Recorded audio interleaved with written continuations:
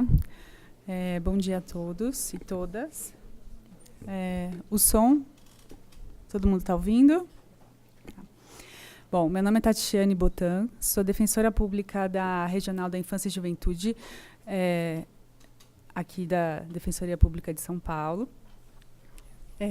Tenho a honra, né, e a felicidade de dar as boas-vindas a vocês, de ver esse auditório cheio, para um evento que foi pensado, já está na sua segunda edição, e foi pensado nos trabalhadores da área da infância e juventude, com aqueles profissionais que, no seu cotidiano, trabalham com os adolescentes e com jovens adultos em conflito com a lei.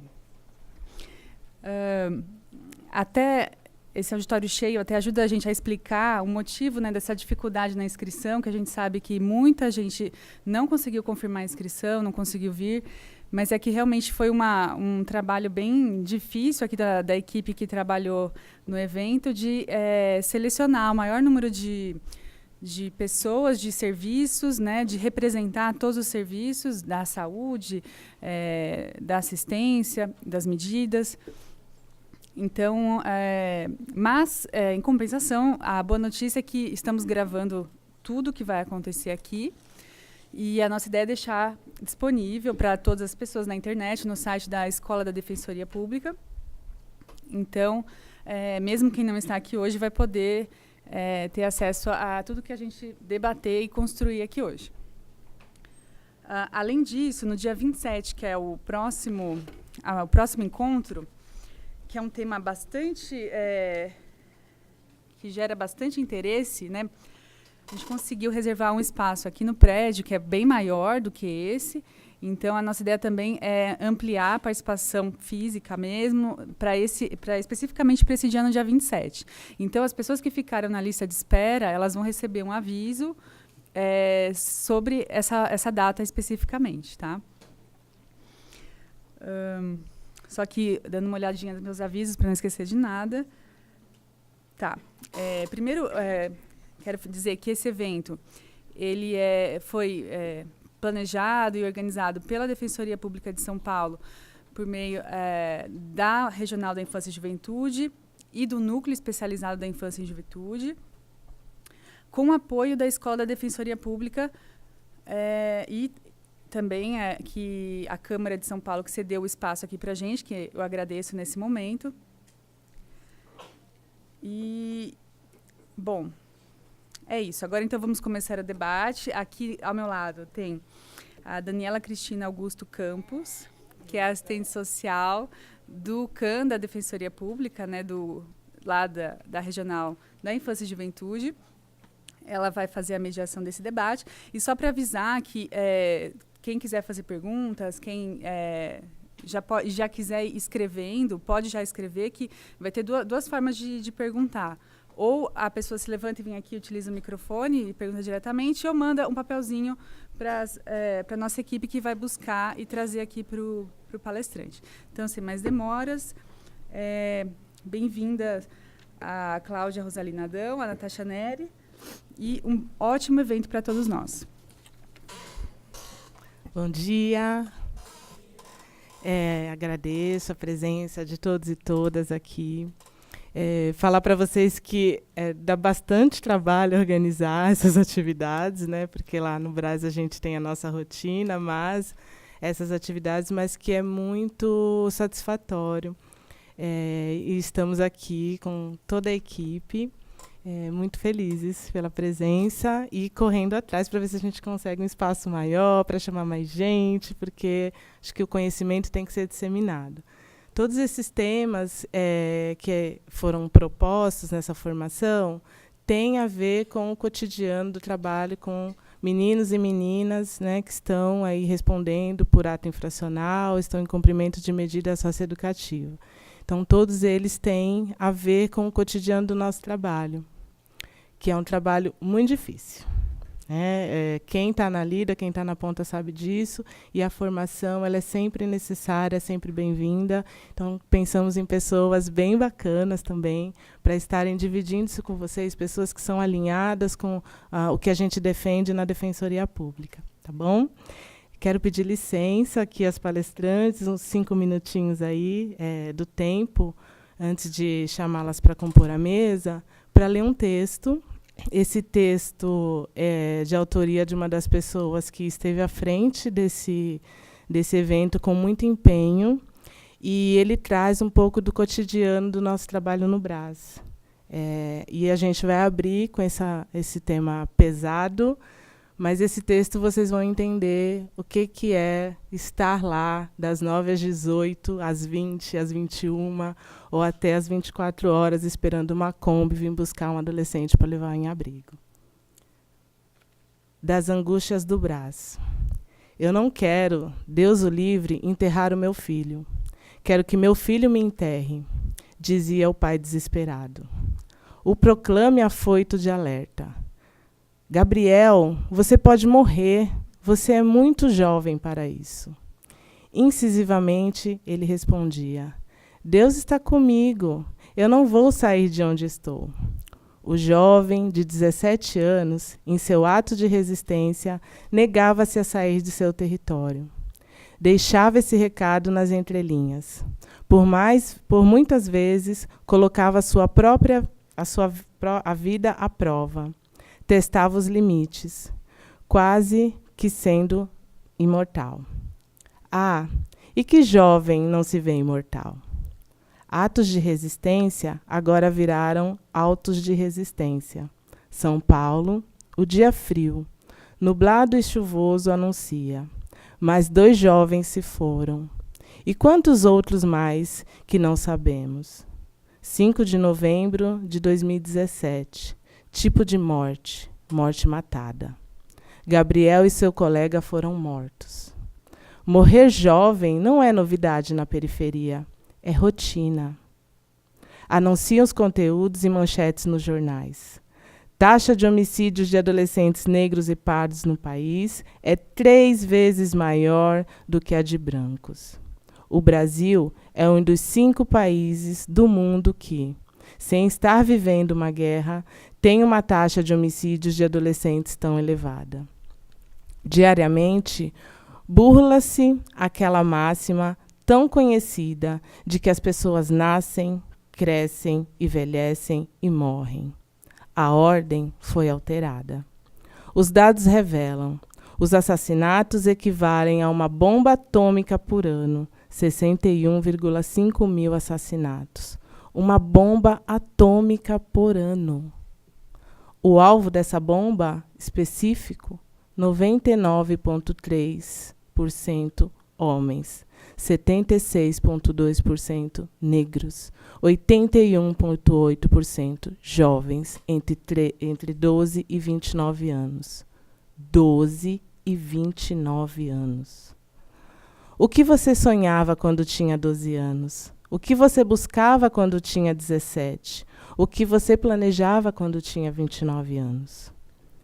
Mate esses sonhos, buscas e conquistas. Eles tinham nomes, eles tinham histórias, eles tinham voz. Não mais. Calaram-se. Foram caladas, amordaçadas, torturadas. Um tiro certeiro e outros mais. Para garantir, a história mal iniciou e já teve fim. Há quem diga que os jovens são o futuro de nosso país. Que juventude? Que futuro? Enquanto você bebe cerveja e dança, jovens estão morrendo. Enquanto você assiste TV, jovens estão morrendo. Enquanto você faz planos, jovens lotam velórios e cemitérios. Adultos e idosos enterrando jovens. Não seria o inverso? O silêncio no entardecer. As únicas vozes que se ouvem são dos familiares e amigos, choros inconformados, os corpos estendidos sendo velados, corpos de 18 anos. Há quem diga que não é genocídio. Então o que é? Os dados escancaram. Número de pessoas mortas pela polícia de São Paulo no semestre é maior de 14 anos. Mortes em folga são recorde. Há pelo menos 15 anos a política tem sido ignorar que centenas de pessoas, em sua maioria jovens e negros, são mortos pela polícia em decorrência de poucos transparentes. 2 vidas, agora 2 corpos, para vir a somar as estatísticas robustas da letalidade juvenil, se somadas. Subnotificações são recorrentes e a profecia autorrealizadora: 4 em cada 1000 adolescentes serão mortos antes de atingir 19 anos. 2 vidas mortas nas vidas agora mortas de seus pais, amigos e familiares. As mães choram.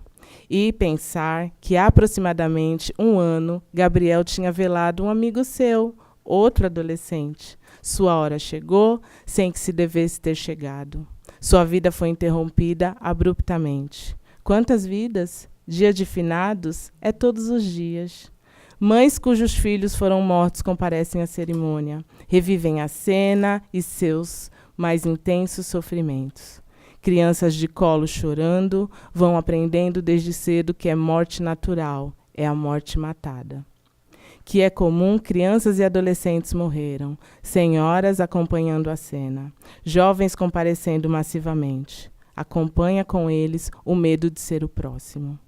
A mãe falando da angústia de ter reconhecido o corpo no ML. Daria a vida pela vida do filho. Eu trocaria de lugar. O pai em choque lamenta. A recusa insistente, agora inevitável, terá de enterrá-lo. Mataram ele, mataram ele.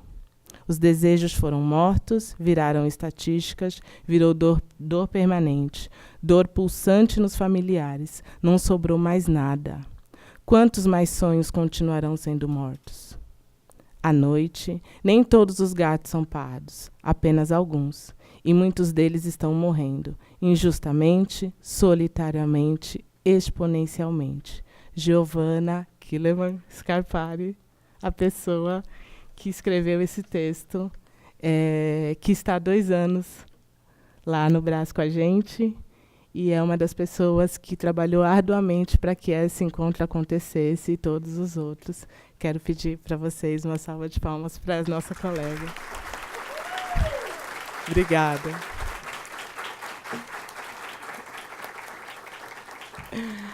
E é Killeman mesmo. Eu falo sempre errado o sobrenome dela. Bom, passado esse momento aí de aquece, vamos convidar as nossas palestrantes para estarem conosco aqui na mesa, começando pela Cláudia Rosalina Adão, assistente social, especialista em gestão de projetos sociais, mestre em ciências pelo Programa de Mudança Social e Participação Política da Escola de Arte, Ciência e Humanidades da Universidade de São Paulo e doutoranda pela Faculdade de Arquitetura e Urbanismo da Universidade de São Paulo, faz parte da rede Quilombação de Ativistas Antirracistas.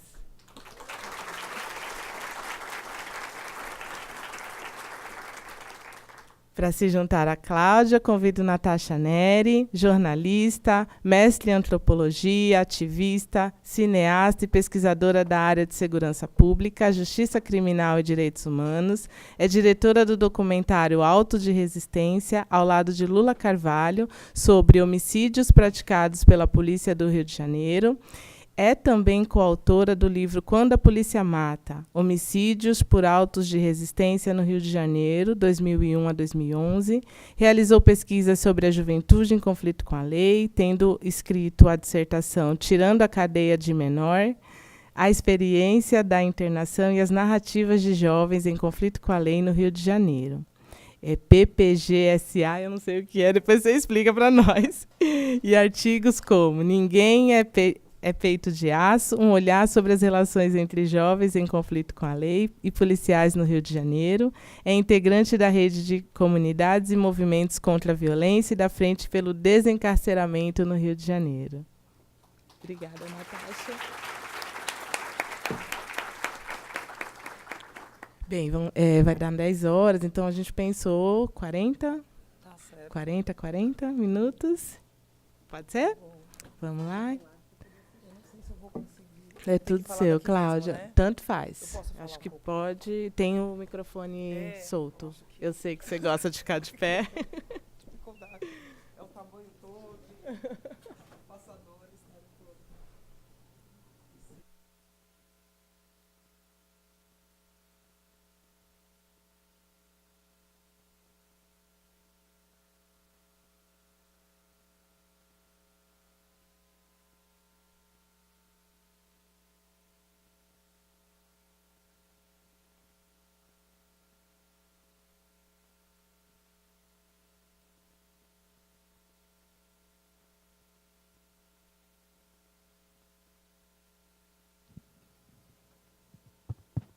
Acho que ligou.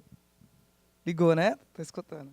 Bom dia a todos e a todas. Quero agradecer o convite, a oportunidade de estar aqui com vocês nessa manhã para a gente trocar, construir, né, possibilidades e conhecimento em conjunto. Antes de eu apresentar a pesquisa, eu quero apresentar um clipe curto de 3 minutos, feito por um trio de mulheres de Guarulhos chamado Iborim, para abrir a nossa discussão. Certo? Não é pra cá,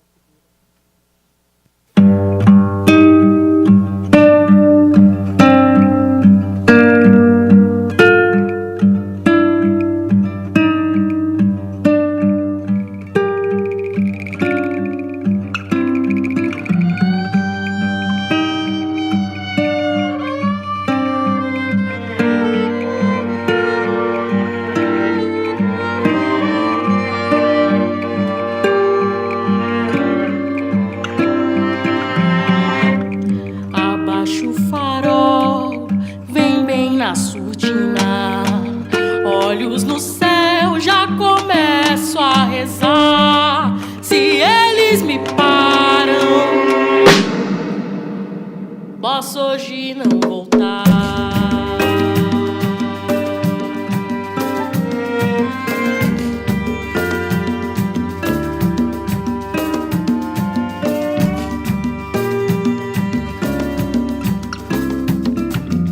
Se não me foge os papelotes, me mandam pra falar. Quanto é que vale a vida de um preto pra você? Aqui é resistência seguida de morte. Estou na mira, sorte se me prender. O dedo apertou, a bala acertou, a mãe do menino chorou, solidão vira revolta, o morro levantou, o dia clareou, mas hoje o pretinho não volta, a solidão vira revolta.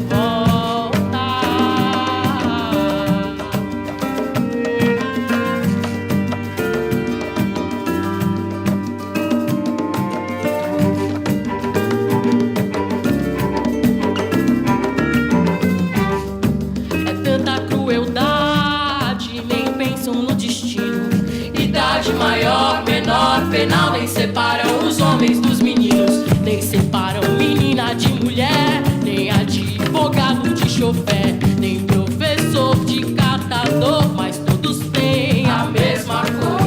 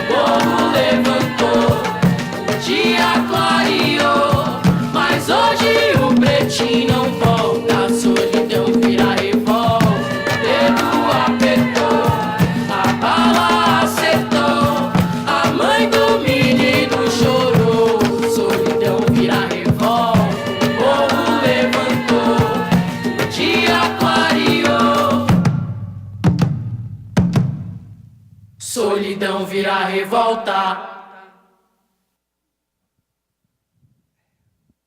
Eu começo com esse clipe porque eu vou falar para vocês um pouco do processo histórico, o contexto de construção das mortes da juventude negra. Mas daí eu vou falar de muitos dados, de diversos processos, e eu sempre gosto de começar com essas imagens para ver que são rostos, são vidas, são cotidianos, são pessoas, para a gente não se perder nos dados e nos processos. E daí, para começar, eu quero fazer o exercício com vocês.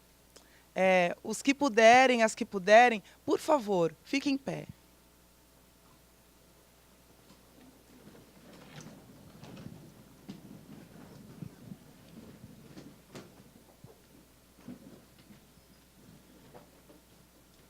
O exercício vai ser esse. Eu vou falar um nome. Quem conhecer, já ter ouvido antes, eu vou pedir para essas pessoas permanecerem em pé. E para quem esse nome não for familiar, vou pedir para vocês sentarem. Tá certo? Então é isso. Quem conheceu o nome, já escutou antes, fique em pé. Quem não conhece, senta e assim permaneça até o final do exercício. Marielle Franco. Amarildo Dias de Souza. Cláudia Silva Ferreira.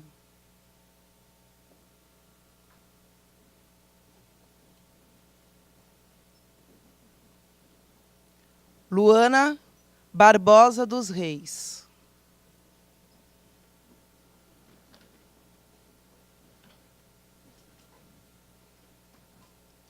Eduardo de Jesus.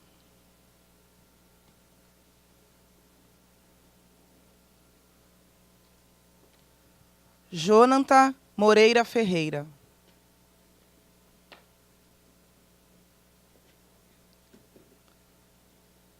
César Augusto Gomes Silva. Roberto de Souza. Carlos Eduardo da Silva. Wesley Castro. Wilton Esteves Domingos. Não vou pedir nada, só para a gente conseguir visualizar o seguinte. Todos esses nomes são de pessoas que foram assassinadas e, de alguma medida, os assassinatos foram noticiados.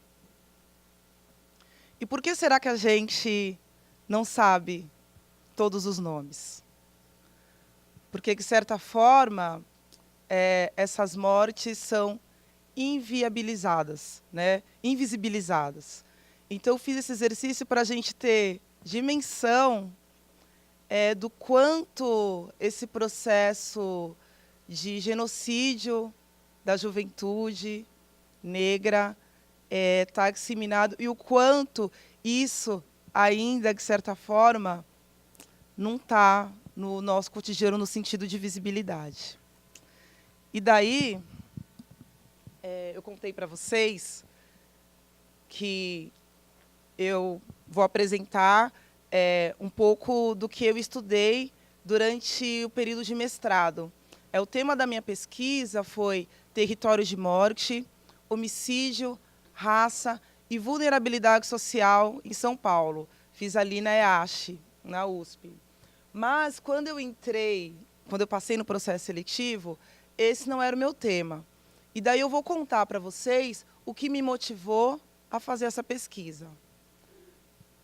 Aqui é o túnel que dá entrada para o bairro no qual eu trabalho. Eu trabalho em União de Vila Nova. Alguém conhece? Conhece, né? Fica ali na região de São Miguel Paulista, na zona leste de São Paulo. Eu trabalho num centro social marista, eu sou assistente social. E nesse centro social tem uma creche, educação infantil, e também tem projeto socioeducativo para crianças e adolescentes, dos 5 aos 16 anos. Eu trabalho nesse processo de inclusão, de acompanhamento, de formação com as educadoras e educadores. Acontece que, numa segunda-feira de março de 2015, eu estava caminhando para o meu trabalho, entrei por esse túnel e vi uma movimentação atípica. Muitos helicópteros, carros de polícia, uma aglomeração de pessoas na rua. Eu vou me aproximando para a entrada do meu trabalho, eu vejo uma faixa amarela, muitas pessoas em volta, e eu me aproximo e me deparo com os corpos de 3 garotos que tinham sido assassinados na madrugada de domingo para segunda. Eu fiquei assim impactada com aquela cena, de ver aqueles corpos no chão e também com a reação das pessoas, né, que estavam ali vendo aquela cena, né, dizendo, era um marginalzinho, estava fazendo coisa errada, merecia morrer, como se não fossem vidas, né? E daí eu volto para o meu trabalho assim transtornada, pensando o que eu podia fazer diante daquilo, né? Podia ser um dos educandos lá do projeto, meu irmão, um primo, um amigo. E diante daquela cena eu falei, nossa, o que eu posso fazer? E daí, como eu contei para vocês, eu tinha passado no processo seletivo, eu ia pesquisar movimentos de moradia. Tem o Fórum de Moradores ali do Jardim La Pena. Essa era a minha pesquisa. E aí eu ligo para o Denis de Oliveira, que é meu orientador, marco uma conversa com ele e falo, Denis, eu quero entender por que isso acontece. Eu quero entender por que, em União de Vila Nova, no caminho para o trabalho, eu encontro com jovens mortos, e isso não acontecia quando eu trabalhava ali no Senac, em Higienópolis. A resposta pode ser óbvia. Cláudia, né? Ali você está na periferia, tem uma concentração de pessoas pobres, negros assassinados, isso é normal. Mas eu falei, não pode ser normal, né? Quando será que isso começou? Por que será que em alguns lugares da cidade, especialmente as periferias, é comum a gente encontrar com corpos negros estendidos no chão, há uma concentração de pobreza, há uma concentração de pessoas negras, e em outros lugares isso não acontece. E daí, a minha hipótese é que existe, na cidade de São Paulo, uma articulação entre homicídio, raça e vulnerabilidade social.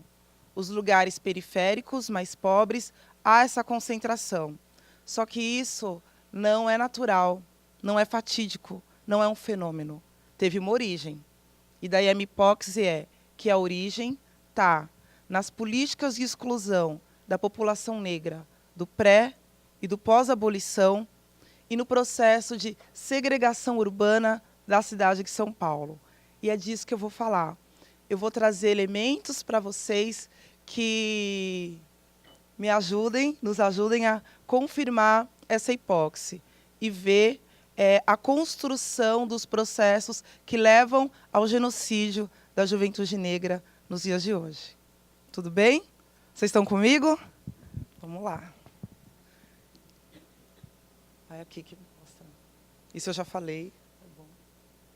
E daí, antes de mostrar as condicionantes desse processo, eu vou colocar um videozinho bem curto da Anistia que mostra os números da morte no Brasil.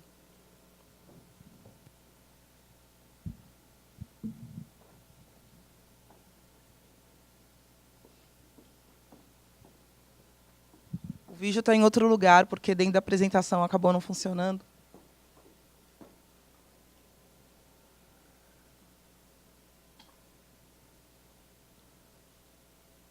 Deram um spoiler da apresentação da Natasha, olha.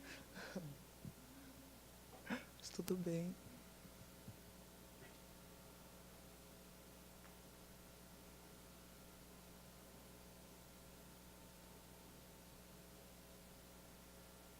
Esse.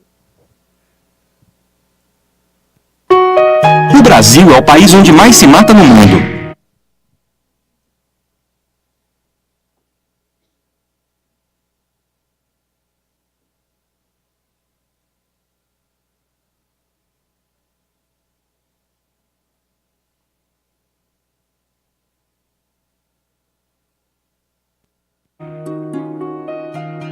Esta violência vem crescendo. De 1980 a 2012, a taxa de homicídio aumentou 148,5%, totalizando mais de 1.200.000 vítimas. Os números da violência brasileira ultrapassam os de zonas de guerra.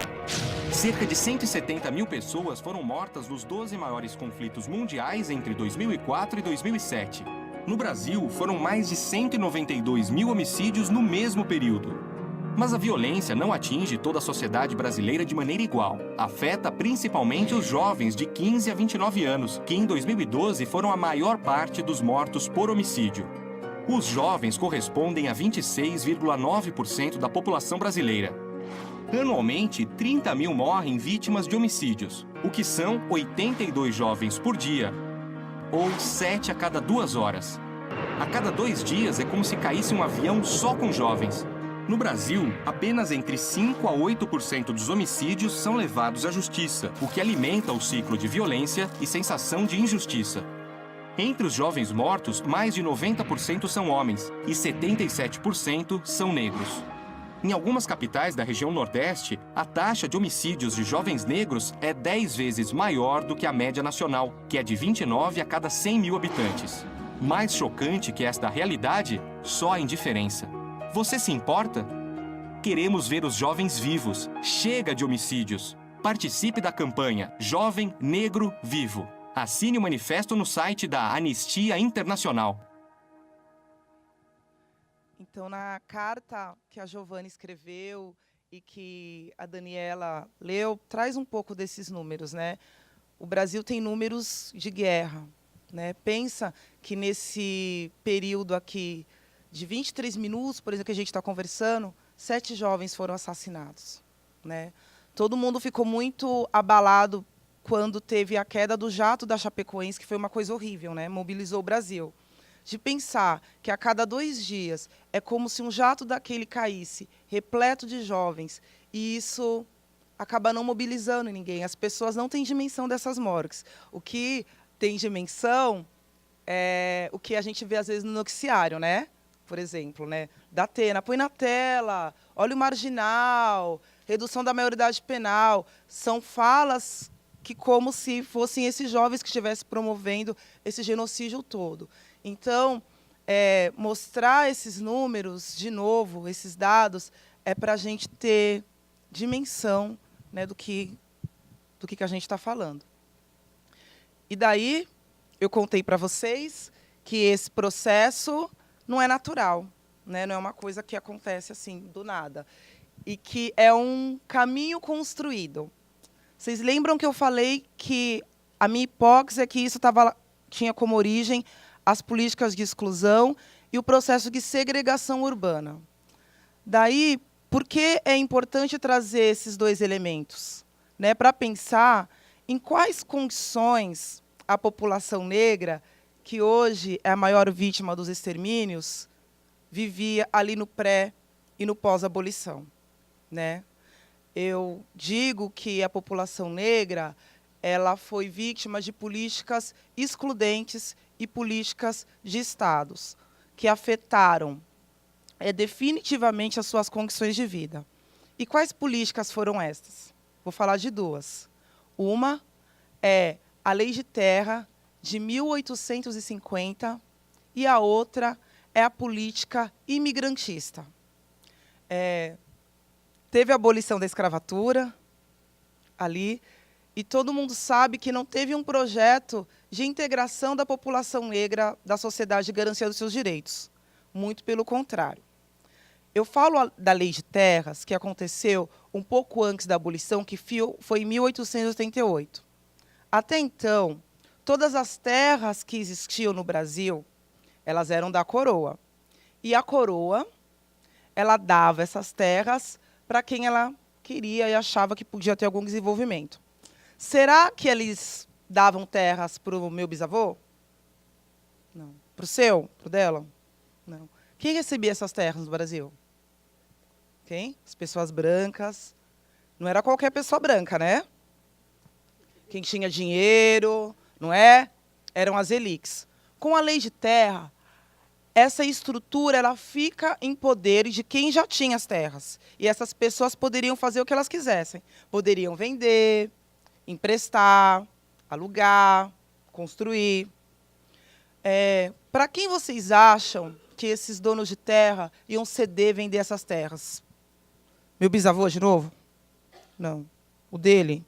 Não. Essas terras, elas foram dadas, vendidas, alugadas, em grande parte, para os imigrantes europeus que vieram depois, em 1889.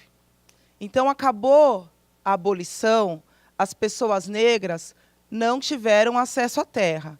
E terra, no nosso país, desde sempre, foi sinal do quê? De poder. Então, as pessoas negras não teriam lugar para plantar, para construir, porque, né, isso já estava fora de cogitação. Essa foi a primeira política excludente. Vocês viram que isso dificulta muito a vida, né? A outra, que eu falei para vocês, aconteceu 1 ano depois da abolição da escravatura, que foi a política imigrantista. Né? Vieram, né, foram convidados a vir para o Brasil os imigrantes europeus, né, também sobre condições difíceis, mas qual era a justificativa? Diziam, né, as elites que o Brasil não tinha mão de obra qualificada para o trabalho, tinha uma escassez de mão de obra. Mas olha que estranho, né? Durante 300 anos, a população negra serviu para plantar, para construir, para fazer tudo. De uma hora para outra, eles desaprenderam. Que estranho, né? Devia ter sido algum tipo de síndrome que as pessoas esqueceram como se trabalhava. Não. Isso tem relação com um projeto de branqueamento do Brasil. O Brasil queria ser Europa, né? Queria se modernizar.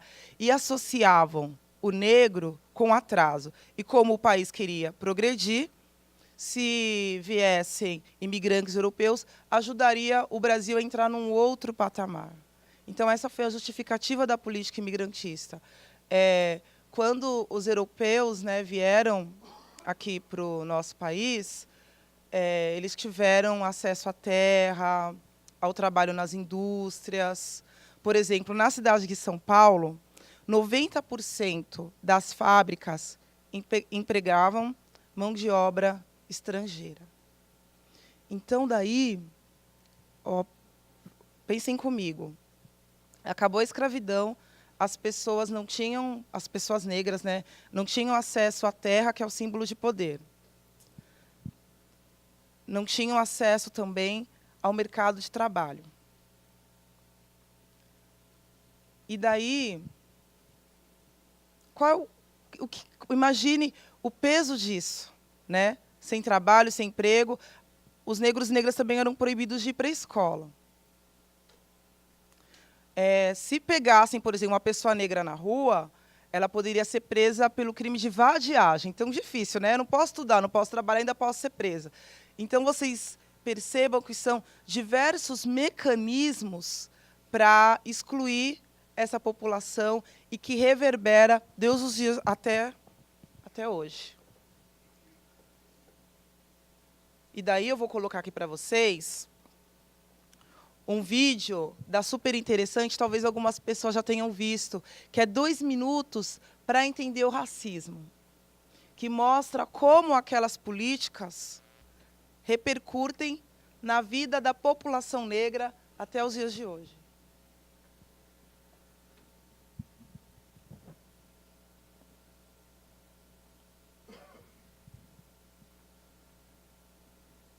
É só clicar em cima, viu?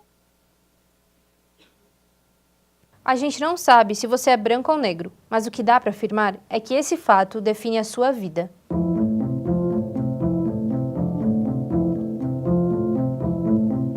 A população negra compõe mais da metade dos brasileiros. Na teoria, significa que os índices deveriam ser divididos proporcionalmente entre negros e brancos. Mas na prática, isso está longe de acontecer. A educação é um bom exemplo disso. A chance de um negro ser analfabeto é 5 vezes maior que um branco.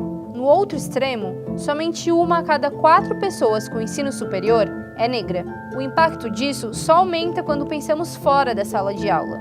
70% das pessoas que vivem em situação de extrema pobreza no nosso país são negras.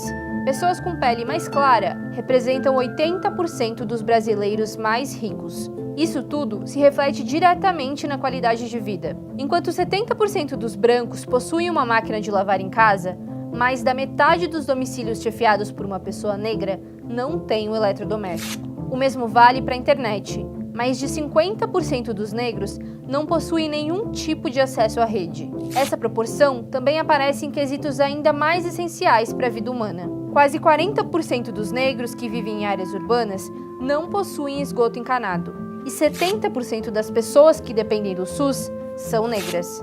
A cor da sua pele também determina o seu tempo de vida. Em 10 anos, os homicídios de mulheres brancas caíram, enquanto que de negras aumentaram. E a morte não é só feminina. Somando os gêneros, a cada 12 minutos, uma pessoa negra é assassinada no Brasil. Também são os negros que mais morrem em operações policiais e ocupam a maior parte da população carcerária brasileira. Pode ser difícil para a comunidade negra mudar isso por dentro, porque ela quase não é representada nem no judiciário, nem no legislativo, muito menos no executivo. Essa defasagem não é de hoje. Historicamente, o Brasil é ultrapassado em representatividade racial. Ele foi o último país ocidental a abolir a escravidão. O Brasil é um país racista, e quem está dizendo isso não é a gente, é a ONU. E esse problema envolve tanto as esferas políticas que já citamos, como o nosso dia a dia. Precisamos debater o assunto e denunciar os preconceitos. Afinal, nossa vida não pode ser definida por apenas um conjunto de linhas. Sabe que ali na década de 50, a Unesco ela encomendou um grande estudo que queria demonstrar que o Brasil, ao contrário dos Estados Unidos, não tinha racismo, que nós vivíamos numa democracia racial onde brancos e negros tinham condições igualitárias de acesso. E daí, para falar da realidade de São Paulo, foram convidados o Florestan Fernandes e o Roger Bastide para analisar as condições de vida dos negros e negras aqui na cidade. E daí, o que vocês acham que eles descobriram? Né? Isso que a gente está falando, que por conta da falta de políticas integradoras, de garantia de direitos, por conta desses processos de exclusão que eu mostrei para vocês agora, negros e negras viviam em total disparidade. E se não fosse nada feito de concreto, essas condições poderiam se perpetuar por muitos anos. Aí esse vídeo mostra um pouco de como é isso aqui na contemporaneidade, de como são as condições de vida dos negros e negras. E vocês viram que de 1800, de 1950 e agora, em 2018, num geral, isso não se alterou de verdade, né? A gente ainda vê que em diversos postos de trabalho, em diversas situações, a gente não vê pessoas negras e negras. No meu programa, lá que eu estou no doutorado, eu sou a única mulher negra. E isso não é natural, não é porque eu consegui. Isso é vergonhoso. E é por conta desses processos. Se a gente vê esse número alarmante de homicídios na juventude negra, especialmente os negros, não é porque negros são mais propensos ao crime. É porque é um construído histórico. E pensa em toda essa realidade, agora, na cidade de São Paulo, ali no pós-abolição. Os negros e negras que viviam aqui na cidade estavam passando por isso. Sem mercado de trabalho, sem acesso à escola e à terra. Eu trouxe esse exemplo para linkar com o outro fator que origina esse processo todo. Lembra que eu falei que era o processo de segregação urbana da cidade de São Paulo? Agora a gente vai falar um pouquinho disso. Todo mundo aqui é de São Paulo? Todo mundo conhece você não, né? Então tá bom. Onde vocês acham que as pessoas negras viviam aqui na cidade de São Paulo? Qual região ali no pós-abolição? Qual região da cidade? Região Central. Quem mais? Zona Leste. Nossa, o pessoal aqui é bom, porque é o primeiro lugar que eu vou que já fala, olha, os negros viviam no centro. Num geral, eu escuto, eles moravam na periferia, na Zona Sul, na Zona Leste. Então, você acertou. Os negros e negras moravam na região central da cidade. Mas por que será que hoje a concentração é maior no extremo leste? Será que um dia, de novo, a minha avó, eu estou cansada de morar aqui, pegou a mala e foi lá para o extremo leste? Não foi assim, né? Isso tem a ver com o processo que está acontecendo de novo na cidade de São Paulo. Naquela época também queriam que São Paulo fosse uma cidade linda, né? Vocês entenderam? Começou um processo de revitalização do centro da cidade, muito marcado pelo processo de modernização. São Paulo, de novo, queria parecer com Paris, né? Aquela arquitetura, aquelas pessoas. E em Paris não tinha gente negra. E daí, para São Paulo parecer com Paris, para revitalizar o centro de São Paulo, o prefeito Antônio Prado começou esse processo de revitalização, muito parecido com o que a gente vê hoje, né? Com jato d'água, com polícia, botando fogo. E fizeram o quê? Começaram a destruir os cortiços, que é onde vivia a população negra ali do centro, porque eles trabalhavam nas casas senhoriais, vendendo frutas, verduras ali nos mercados de rua, lavando roupa aí nos córregos, ali na região do Bexiga, da Barra Funda, da Sé, hoje de Higienópolis. Então, fizeram o quê? Um processo de alargamento das ruas, destruição dos mercados, proibição de construir os cortiços. E isso deu início ao processo de periferização da cidade de São Paulo. Essas pessoas começaram a se locomover aí para os extremos da cidade. E o que será que tinha nesses extremos? Não tinha praticamente nada. Toda a infraestrutura urbana estava no centro, né? Não tinha hospital, não tinha escola, não tinha parque, não tinha biblioteca, não tinha nem rua asfaltada. E desde então começa esse processo que é muito familiar, né? Até para a gente que vive na cidade. De final de semana, juntar as pessoas, bater a laje, não é? Se articular em movimentos para começar a exigir do poder público infraestrutura urbana nesses lugares. E daí, olha a dimensão. Os negros e negras viviam já nessa situação, começaram um processo de deslocamento para as periferias da cidade. Então, se hoje eles estão concentrados nesses extremos, não foi uma escolha. Foi por conta, de novo, de uma política de Estado. E aqui eu trouxe alguns mapas para vocês. Eu trouxe esse primeiro, que é o da distribuição da população por raça. Em São Paulo, a população negra não é a maioria, corresponde a 37%, e a população branca é de 60%. Quanto mais verde escuro, maior é a concentração de negros e negras. Aqui é o mapa, né, da Grande São Paulo. Onde está verde escuro? Está fácil. Ali. 10 minutos, vou conseguir. No extremo sul, no extremo leste, no extremo oeste. Perceberam? E que corresponde a quais subprefeituras? Parelheiros, 57% da população é negra. Mboimirim, 56% é negra. Ali no extremo leste, Cidade Tiradentes, Guaianazes, voltando aqui para o sul, 52% da população é negra. E agora, quanto mais verde claro, menor a concentração de negros e negras. Então, por exemplo, em Pinheiros, ali no quadrante sudoeste, 7%. Vila Mariana, 7%. Então, regiões que originalmente tinham uma concentração. Perceberam? Agora eu vou mostrar um outro mapa, que é um mapa da Fundação SEAD, que faz o Índice Paulista de Vulnerabilidade Social, que trata dos lugares mais empobrecidos da cidade. quanto mais vermelho escuro, maior a vulnerabilidade social. E daí a gente olha que parece que tem um cruzamento de mapas de novo, né? Ali no extremo sul, diversas manchas, né, vermelhas, no extremo leste, ali no norte, no oeste. E quanto mais azul, menor a vulnerabilidade social. E, de novo, ali na região central.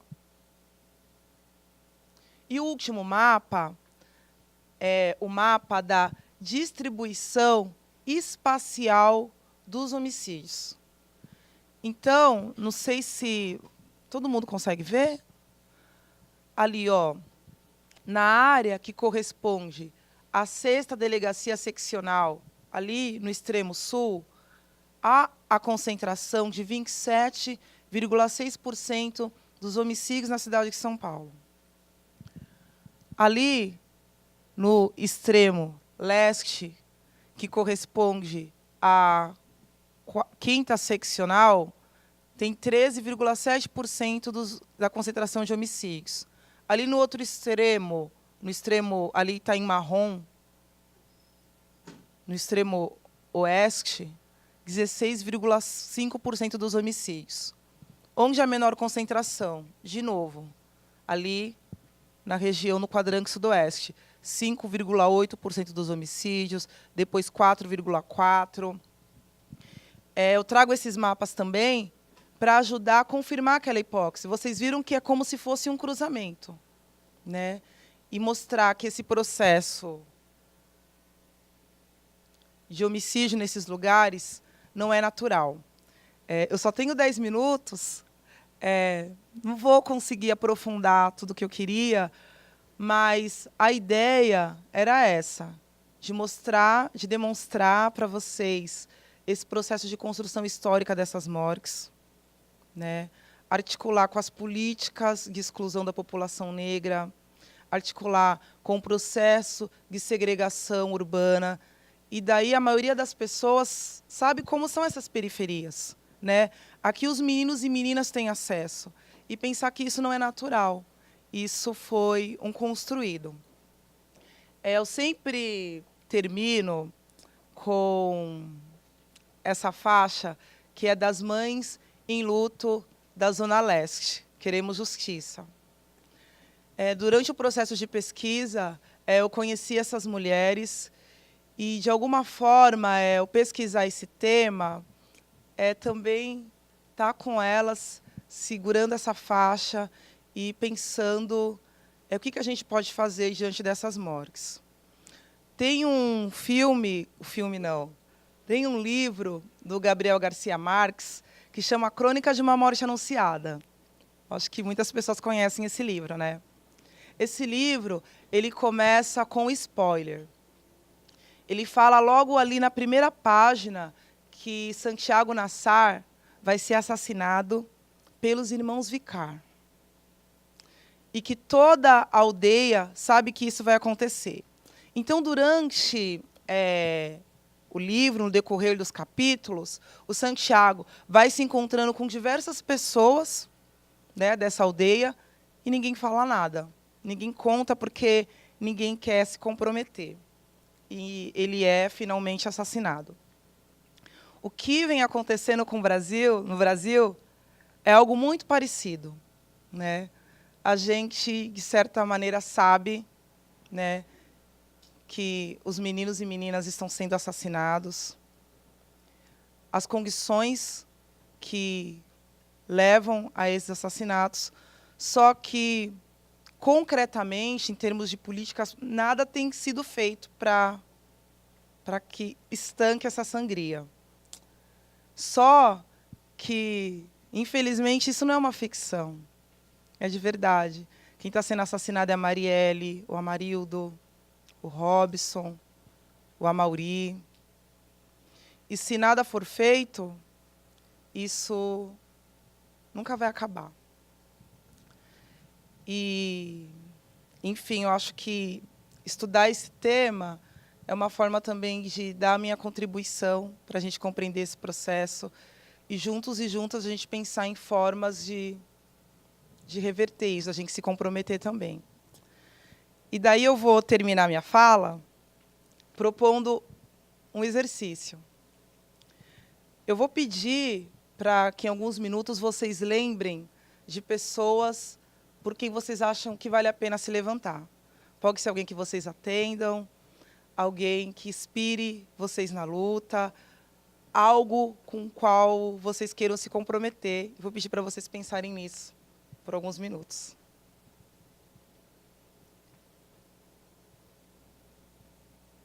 Pensaram? Aí, se vocês puderem, quiserem, eu vou pedir para vocês falarem esse nome e se levantarem. Davilson Soares.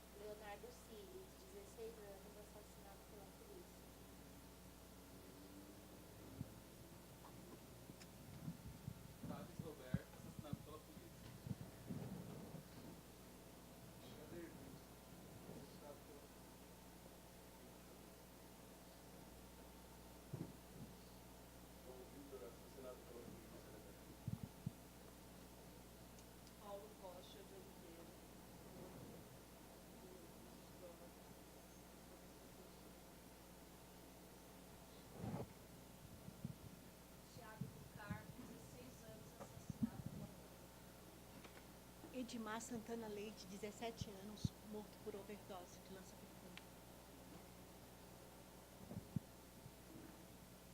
Meninos da Camelária do Rio, mortos pelo Estado da Morte. Os adolescentes e jovens de direção educativa, porque eles têm nome, eles têm histórias e eles têm histórias.